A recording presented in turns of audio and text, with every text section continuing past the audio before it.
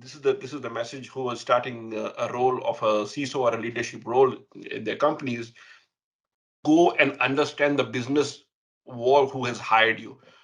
Are you coming from a banking background, or have you joined a bank, or what company have you joined? Understand what they do and how Yep. they do it. Then go and talk to each business unit. What are the key areas they are being measured upon? If, for example, you go to one of the manufacturing company and you go and talk to the finance guy, ask him, how do you do your financial settlement, and how do you create the invoicing, and what are the various channels customers are paying you? Yep.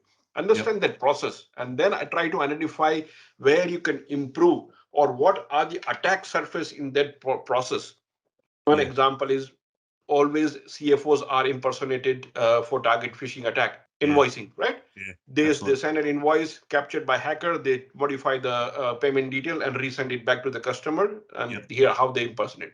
So understand these kind of risk, have a risk management hat, and try to find out risk in how your business is operating, and Yep. then align your journey, or create the blueprint in terms of, these are the top 10 risks I want to help improve it, so my business can operate securely. The role of CISO has really transformed in last 10 years. Mm. And these days, the CISO roles are defined in many various aspects. There are organizations who never had a CISO role in the company. So they will, if depends upon the company's objective. Am I being hired to fill the gap at a leadership level who can build up a strategy and take them to the next level of maturity in security?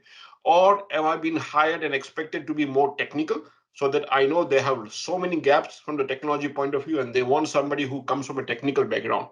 Yep. This was the case in case of PTV, because they wanted someone who comes from a development background and a digital transformation background and a web application background and a pen test background, so he can guide that entire development team to move to the next level of maturity.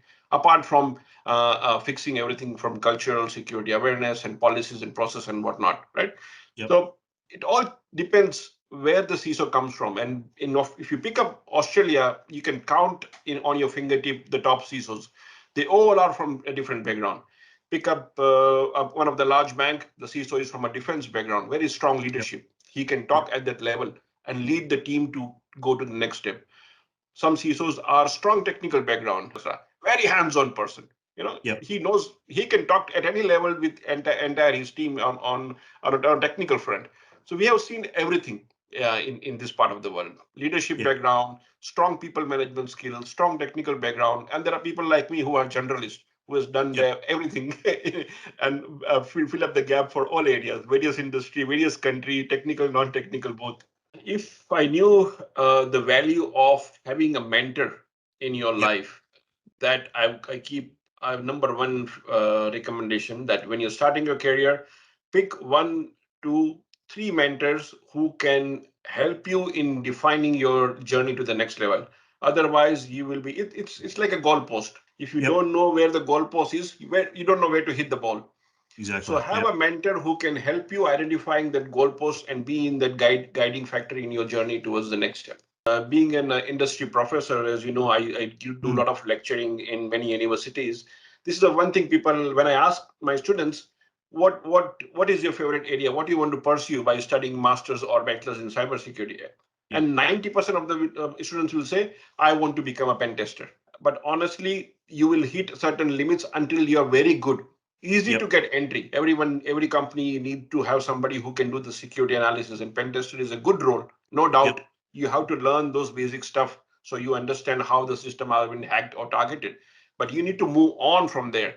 There's an element of architecture, there's an element of governance, there is an element of risk, there is an element of people security. If you are Yep. really good in personality and talking, why can't you pursue a role of a security awareness manager? There are Mm. companies who hire that kind of a role. Absolutely. Keep an open mind, keep at least two or three avenues. Once you're Mm. finishing your career, if you get an opportunity, just get into that, experience that particular role, and then think, okay, I'm not enjoying being a pen tester, I want to try something else. And you can always go back and tell your manager, because if you are working in a mature company, they have multiple various roles in the company. Yeah. But be Yep. there, learn from that, have a mentor who can guide you and see where your sweet spot is. A challenge, you can call it challenge or the area of work, what we are doing it. We are still working really hard and in terms of educating everyone that adapt cloud. Cloud is your new security imperative. It is going to help you move faster and Yep. better in terms of what you're doing in the business. And that could be any cloud. I'm not saying just Microsoft Cloud, but it could be any cloud provider which can Yep. help you on that. And we are constantly working in terms of creating that kind of awareness, giving that kind of a confidence, because in this part of the world, Australia and New Zealand, we have a cloud first policy. But if you look at many Asia country, they still are hesitate to go toward moving towards cloud. They still like to hug and kiss their server room and the servers so that they can physically touch it. They still don't have that confidence on moving data or a sensitive data on the cloud.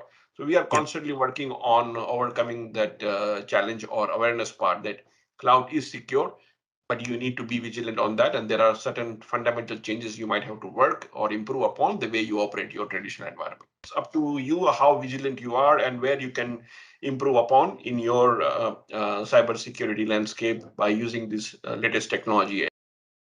So as you said, yeah, multi-factor authentication takes away the number one place. Yep. It starting from your Gmail account, Facebook, LinkedIn, Twitter, Yep. enable MFA for everything, including Yep. start from home. And of course, that same principle you apply it in your workplace as well. Yep. Second thing, we keep saying that be vigilant. And that's going towards my second book title, Zero Trust.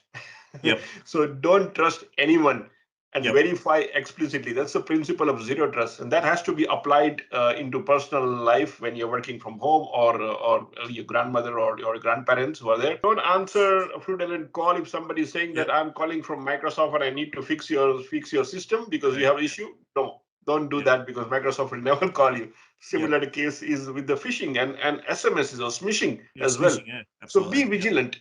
There is nothing wrong in cross questioning. If somebody calls you, I'm calling from bank, I need to reset your PIN. Which Yep. bank? Ask that bank. It, Yep. it may not be your bank which you operate. If you say, hey, I'm calling from that bank, okay, I'll call you back. I know what is my Yep. bank number. And then Yep. talk to somebody saying that, hey, did you call me or not? Don't be hesitant of cross questioning and hanging up the phone and calling back the Yep. original number which you get from. So Yep. these are the basic things I would say. MFA, be vigilant, call back if required, or ask questions if required, and make sure you are using up-to-date system. Don't try to save some money and say that I'm still using Windows 7, which Yep. has not been supported as an example for Microsoft. Yep. And these days, all operating systems are easily being targeted for ransomwares and other issues.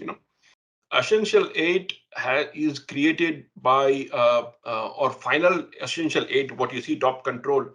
Mm. It's a result of a lot of research and uh, what we notice what's going around into cyberspace, and that's how they came up with, if you do these top 8 things. For example, if you are an SME company, if I go and give you 115 control from 27,001, you Mm. will be overwhelmed. Oh my Yep. goodness, how can I going Absolutely. to implement Yep. 115? I don't even understand what you're talking about.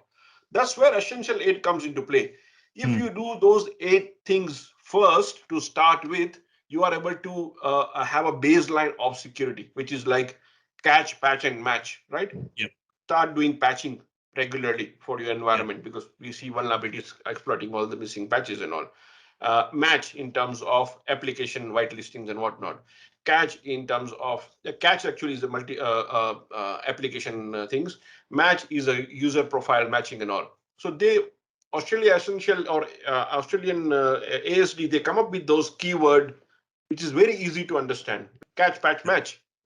And then you think of other controls, which is the second part of your Essential 8, where you're talking going in further detail, or much more advanced, you go into the IRAP assessment, kind of go and look at all the controls what you have, which is nothing but, if you look at ISO 27001 or NIST, it is derived from there.